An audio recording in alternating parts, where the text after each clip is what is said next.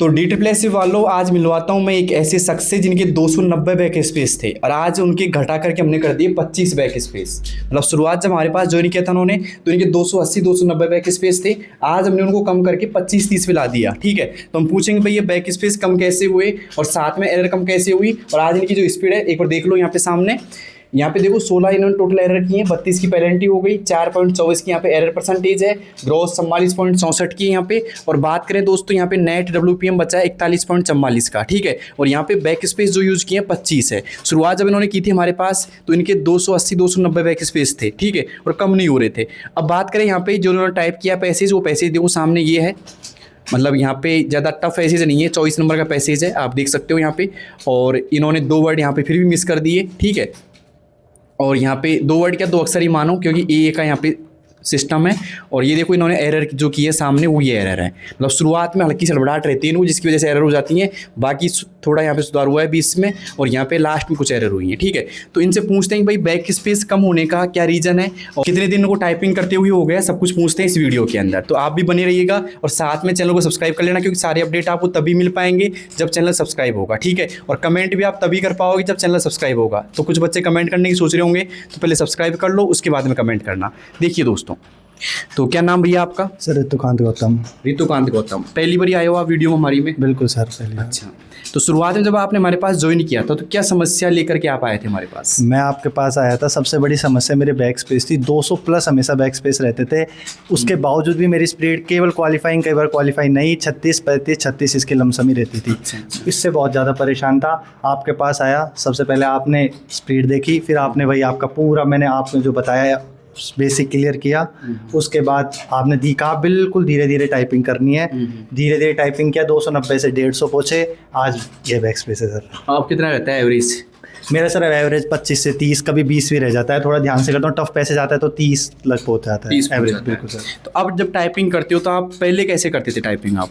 Sir पहले type करता था, एक ज़्यादा ये था कि ऊपर नीचे बहुत ज़्यादा देखता था मैं, स्क्रीन की तरफ देखना, पेज की तरफ देखना, कभी कीबोर्ड की तरफ भी देखना, हाथ सही से सेट नहीं थे सर एक्चुअली में, बैक स्पेस सही फिंगर से यूज़ नहीं लेता था। तो वो मैंने आपने वो पहले सही कराया, फिर उसके बाद ये है सर। अब जब टाइपिंग करते हो आप पैराग्राफ को कहाँ रखते हो, पहले ये बताओ मुझे। सर इसको बिल्कुल स्क्रीन के ऊपर रखता हूँ, जैसे तीनों चीज़ अलाइन रहे। कभी अगर बाय द वे देखना भी हो स्क्रीन की तरफ, अगर किसी वर्ड में लग रहा हो तो ऊपर देख लेता हूँ, नहीं तो कोशिश करता हूँ कि पूरा ध्यान पेज की तरफ ही रहे। पेज की तरफ है। बिल्कुल सर। तो कई बार फिर भी मन करता होगा स्क्रीन पे देखने, क्या करते हो फिर? सर उस टाइम पे बिल्कुल हाथ, अगर बीच में हड़बड़ाहट लगती है तो बिल्कुल खुद को स्लो कर लेता हूँ, एकदम हाथों को वापस से फिंगर सेट करके फिर से एकदम स्लो करने लग जाता हूँ। हाथ कभी कभार होता है कि तेज़ चलने लगते हैं स्पीड में, लेकिन खुद को स्लो डाउन करके वापस से फिंगर सेट करके दोबारा। कई बार ऐसा नहीं होता कि आप टाइपिंग कर रहे हो और बीच में कहीं खो जाते हो, ऐसा कुछ होता है? नहीं सर, ऐसा तो कुछ नहीं है सर, ऐसा ही रहता है सर। घबराहट होती है शुरुआत में टाइपिंग? हाँ सर, ये शुरुआत में जब टाइप करता हूँ तो ये ऊपर नीचे देखने वाला उसी टाइम पे ज़्यादा होता है, लेकिन मैं कोशिश करता हूँ कि शुरुआत की 2 से 3 लाइन बिल्कुल स्लो लिखूँ, बिल्कुल आराम से स्क्रीन पे ना देख के पेज पे कैरेक्टर टू कैरेक्टर बोल के फिर लिखूँ मन में। तो उससे थोड़ी फिर भी कई बार शुरुआत में हो जाती है थोड़ी, फिर मैं धीरे धीरे कंट्रोल हो जाती है वो चीज़ आगे। अच्छा, जैसे मान लो कोई वर्ड आप लिख रहे हो तो कैसे पढ़ते हो आप उसको? सर कैरेक्टर टू कैरेक्टर, जैसे ये लिखा हुआ है सन में SUN, ITS, कई जैसे छोटे वर्ड होते हैं तो कई बार दा लिख के लिख देता हूँ, लेकिन जो बड़े वर्ड्स हैं उनमें कोशिश करता हूँ कि कैरेक्टर टू कैरेक्टर ही पढ़ूँ। अच्छा, बिल्कुल सर। अब उन बच्चों से क्या कहना चाहोगे जिनकी बैक स्पेस बहुत ज़्यादा है, उनको सबसे पहले क्या चीज़ करनी चाहिए? मैं खुद सर के पास आया था, बहुत ज़्यादा बैक स्पेस लेके आया था, मैं इतनी टेंशन में था बहुत ज़्यादा। जब मैं सर के पास आया, सर को बताया मेरे खुद के, जब मैंने सर के पास पहला टेस्ट दिया कि मेरे 290 बैक स्पेस थे, आज भी याद है उस बात को, शायद 20 से 25 दिन हो गए। सर ने सबसे पहले फर्स्ट डे मेरा चालू कराया, मेरा बेसिक कंप्लीट कराया पूरा। बेसिक में मेरे हाथ फिंगर सेट करना वगैरह वगैरह सारी चीज़ें करवाई, जैसे जैसे सर ने बोला वैसे वैसे मैंने किया। उसके बाद सर ने जब मेरे को इस पे सॉफ्टवेयर पे उतारा तो मैं बिल्कुल स्लो करता था। हुआ ऐसा कि 2-3 दिन तक मैं क्वालिफाई भी नहीं हुआ, लेकिन उसमें ये हुआ कि मेरे एरर और बैक स्पेस धीरे धीरे कम होने लगे, फिर धीरे धीरे मैं क्वालिफाई होने लगा, स्पीड बढ़ने लगी। आज मेरी स्पीड क्या है सर आपके सामने। लेकिन जो बच्चे हमारे पास आ ही नहीं सकते, बहुत दूर से अपन को देख रहे हैं, मान लो यूपी से देख रहे हैं, कहीं से भी देख रहे हैं, तो उनसे क्या कहना चाहोगे, घर बैठ के कैसे करे हो? वही सर, अपने बैक्स सबसे पहले तो अपना बेसिक कंप्लीट करें, हाथों की फिंगर बहुत अच्छी तरह सेट करें, क्योंकि कीबोर्ड पे अगर फिंगर सेट नहीं होंगी, जब तक आप कितनी कोशिश कर लो आपके बैक स्पेस जाएंगे, या फिर आप थोड़े हड़बड़ाहट में लिखोगे, जल्दी लिखोगे। मेरी तरह मैं क्या अपने आप ही कोशिश करता, लेकिन मेरे हाथ अपने आप ही बहुत तेज चलने लग जाते थे। तो खुद को उस टाइम पे थोड़ा सा काम होके बिल्कुल धीरे धीरे लिखने की कोशिश करें। और फिंगर सेट है आपकी पूरी? हाँ सर, फिंगर सेट है तो अभी। फिंगर सेट करने में हमने कितना समय लगाया आपका? सर करीबन लगे थे सर 3 से 4 दिन। 3 से 4 दिन। बिल्कुल सर, आपने बेसिक कंप्लीट कराया था, उसमें 3 से 4 दिन का बेसिक था सर वो। तो कई बच्चे पूछ रहे हैं कि जब टाइपिंग करते हैं तो उसमें फिंगर सेट का या फिंगर पोजीशन का कितना बड़ा रोल रहता है?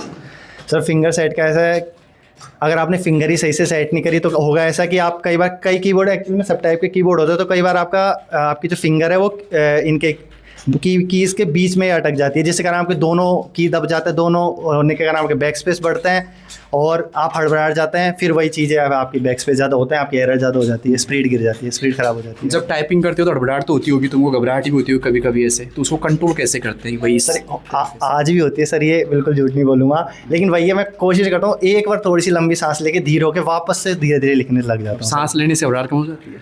सब मुझे पर्सनली फील होता है। अच्छा। हाँ सर। तो आप भी सांस लीजिए जब भी आपको घबराहट होती है। भैया बोल रहे हैं कि सांस लेने से घबराहट कम हो जाती है, तो गहरी सांस लीजिए, छोड़िए, लेकिन टाइपिंग अच्छे से कीजिए। और बताइए क्या कहना चाहोगे उन बच्चों से जिनका बैक स्पेस बहुत ज़्यादा है, लाइन मिस हो जाती है? सर, हाँ, जब आपकी लाइन मिस भी होती होगी?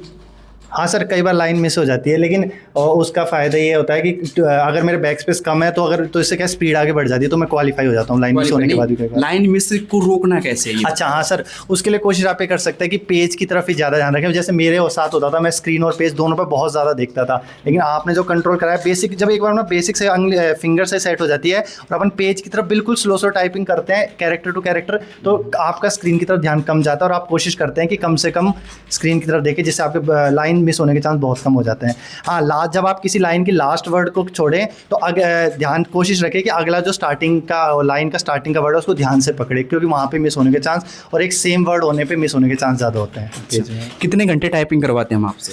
सर 2 घंटे आते हैं आपके पास। ज़्यादा नहीं करवाते? नहीं सर, 2 घंटे आते हैं। घर पे भी टाइपिंग करते हो? नहीं सर, घर पे नहीं करते। नहीं सर। ठीक है, तो 2 घंटे में कितने सेट लगा लेते हो टाइपिंग के आप? सर करीबन 6 या 7, किसी दिन 6-7। हाँ सर, 6-7 बिल्कुल सर। ठीक है, तो दोस्तों ये थे रितुकांत, जिन्होंने यहाँ पे बैक स्पेस काफ़ी कम कर दी अब, और उम्मीद है कि कितने बैक स्पेस कम कर लोगे अब? टारगेट क्या है? सर मैं सच बताऊं तो आपके पास आया था, मुझे यही लगता था जब तक मैं आपके पास नहीं आया था, आपके संपर्क में नहीं आया था, शायद मैं क्वालिफाई भी नहीं हो पाऊँ। आज इतना कॉन्फिडेंस है, आज लगता है कि शायद आज क्वालिफाई कर जाऊँगा एग्जाम भी। एग्जाम में कर जाओ? बिल्कुल सर। तो बैक स्पेस कितना कम करने का टारगेट है आपका, कि भाई इतने से कम एरर हो जाएंगी मेरी एग्जाम तक सर, और इतने से कम बैक स्पेस हो जाए? कोशिश ये रहेगी सर, मिनिमम से मिनिमम 10 से कम तो रखूँ सर। हाँ सर, कोशिश पूरी रहेगी। और टाइपिंग स्पीड कितनी लेके जाना चाहते हो? सर टाइपिंग स्पीड नेट में 45+ रखना चाहता हूँ सर। अच्छा, आ जाएगी सर, कोशिश पूरी। 45+ तो अभी भी आ रही है तुम्हारी, अगर नेट? हाँ सर, नेट 45+। बिल्कुल सर। ठीक है, तो उन बच्चों से क्या कहना चाहोगे जो अभी टाइपिंग शुरुआत की है? मान लो आज से उन्होंने की है टाइपिंग शुरुआत, और आज उनकी 32-33 की स्पीड आ रही है, 34-35 की स्पीड आ रही है, तो उनको कब तक वेट करना चाहिए क्वालिफाई होने के लिए, और कितना प्रयास करना चाहिए? अगर आप यहाँ आसपास है तो आप यहाँ पे आ सकते हैं, बहुत सर की गाइडेंस बहुत अच्छा रह सकता है। दूर ही है, फिर भी अगर दूर है तो सर के वीडियोस देख के, या फिर जैसे भी हो आप अपना सबसे पहले अपना बेसिक, और अगर बिल्कुल आज से स्टार्ट करें तो अपना फिंगर बेसिक बिल्कुल क्लियर रखें, उसके बाद बिल्कुल स्लो टाइपिंग करें, कोशिश करें। हाँ, हो सकता है आप शुरुआत में डिस्क्वालीफाई होंगे, लेकिन अगर आपकी स्पीड सही है और मतलब बैक स्पेस आप कंट्रोल कर रख के चलते हो, फिंगर से सेट करते हो, तो आपकी एक्यूरेसी भी बढ़ेगी और स्पीड भी बढ़ेगी टाइम। तो जिन बच्चों की स्पीड स्टक हो गई भाई 32-33 से आगे नहीं जा रही है, कई बच्चों कमेंट आते हैं कि सर नहीं बढ़ रही, आगे क्या करें हम, है ना, बैक स्पेस ज़्यादा हो तो अलग बात है, तो स्पीड 32 से 37 होने में या 35+ होने में कितना समय लगेगा? सर सारा खेल मेरे हिसाब से कंटिन्यूटी का है सर। बच्चे क्या करते हैं कि 32 पे आने स्टक छोड़ देते हैं उसको, लेकिन अगर आप कंटिन्यू रखेंगे चीज़ को और पेशेंस के साथ करेंगे तो आपकी स्पीड बढ़ेगी। हाँ, हो सकता है कईयों को टाइम ज़्यादा लग जाता है, कई कम लग जाता है, आप कंटिन्यूटी रखेंगे तो आपकी स्पीड जरूर बढ़ेगी, बैक स्पेस भी कम होंगे और एक्यूरेसी भी अच्छी आएगी। कंटिन्यूटी का है सर मेरे हिसाब से। कंटिन्यूटी का, ठीक है। दोस्तों कुछ बच्चों का सवाल है कि हमारी स्पीड स्टक रह गई है, रुक गई है, स्पीड बढ़ नहीं रही है, तो उनसे मैं कहना चाहूँगा थोड़ा पेशेंस रखिए आप। हो सकता है 1 दिन लगे, 2 दिन लगे, कुछ बच्चों को 5 दिन का समय भी लगता है, तो आप थोड़ा रेगुलरिटी बनाए रखो, घबराओ मत। तो ऐसे सोच रहे हो कि मेरी स्पीड नहीं बढ़ रही अब तो मैं तो क्या करूँ, क्वालिफाई लिखा नहीं आ रहा, तो आपको बस कंटिन्यू बनाई रहनी है। कम से कम 10 से 12 दिन का समय दो आप, ठीक है, और 2 से 3 घंटे टाइपिंग करो, ज़्यादा ही मत करो, ज़्यादा भी हानिकारक रहती है। बस 2 से 3 घंटे करो, काफ़ी है, आराम से आप कर पाओगे, कोई दिक्कत नहीं है। बट रेगुलरिटी का ध्यान रखो, रेगुलर टाइपिंग करनी है, रेगुलर एक टारगेट टारगेट रखो। जैसे मान लो आज आपकी 32 की स्पीड आ रही है तो सोचो कल मुझे 33 की लेके आनी है, परसों मुझे 34 की लेके आनी है। ऐसे माइंड में टारगेट होने चाहिए। चाहे टारगेट अचीव हो नहीं हो, लेकिन टारगेट जरूर होना चाहिए। अगर टारगेट नहीं है तो आप अचीव नहीं कर पाओगे। ठीक है, बाकी बताओ वीडियो कैसी लगी है आपको, और जो भी आपको डाउट है कमेंट बॉक्स में लिखिएगा। और ये नया चैनल है तो आप सपोर्ट कीजिए, सब्सक्राइब कीजिए, क्योंकि सारी वीडियोज़ आपको इसी चैनल पर मिलेंगी। और आपकी जो भी समस्या है टाइपिंग संबंधित कमेंट बॉक्स में बताओ, हम उसका समाधान करने की पूरी कोशिश करेंगे। धन्यवाद दोस्तों।